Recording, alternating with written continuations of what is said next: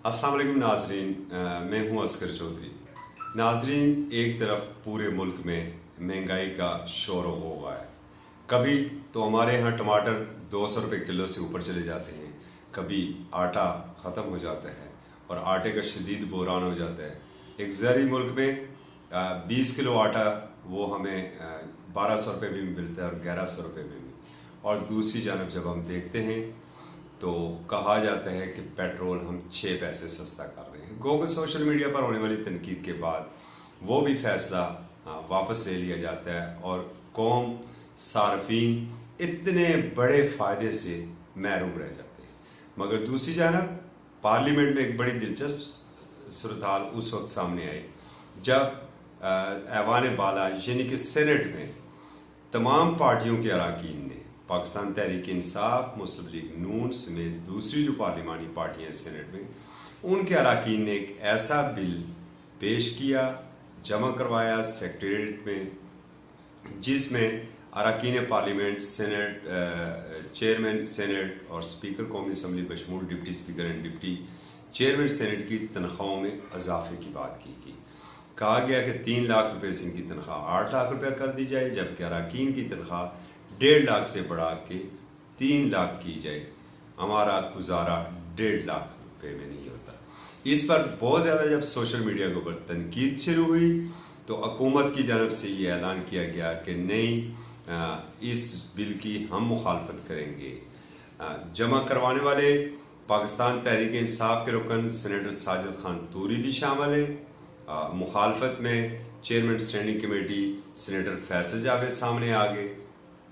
दूसरी जानब आज इतवार वाले दिन, छुट्टी वाले दिन, स्पीकर कौमी असम्बली असद कैसर ने इस बिल के बारे में कहा कि ये वक्त मुनासिब नहीं है कि इस वक्त में अरकान की तनख्वाहों में इजाफा किया जाए।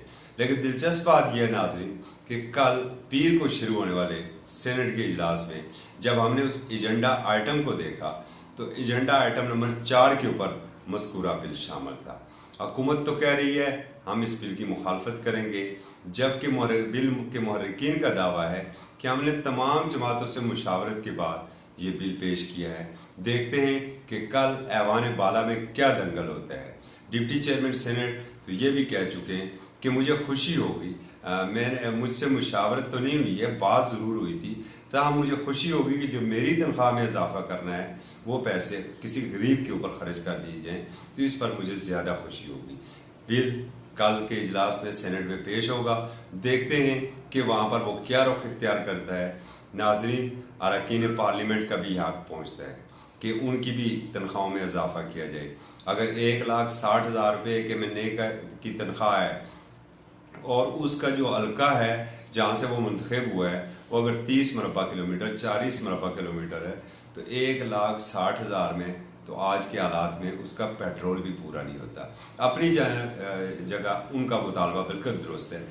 जब ये कहा गया है कि स्पीकर कौमी असम्बली और चेयरमैन सेनेट की तनख्वाह सुप्रीम कोर्ट के मोअज़्ज़ज़ जज साहबान की तनख्वाह के मसावी होनी चाहिए, और जबकि डिप्टी चेयरमैन और डिप्टी स्पीकर कौमी असम्बली की तनख्वाह इस्लामाबाद हाई कोर्ट के जज साहबान के मसावी होनी चाहिए।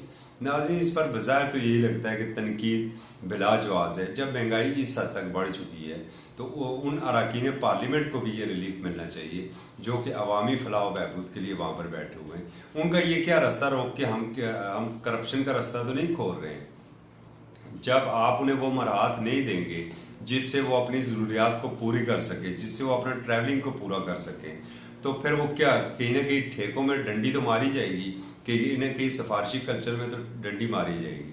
तो देखते हैं कि कल सेनेट के इजलास में इस हवाले में क्या सूरत हाल सामने आती है। अगर इजाज़त दीजिए उस वक्त तक के लिए, अल्लाह हाफिज़।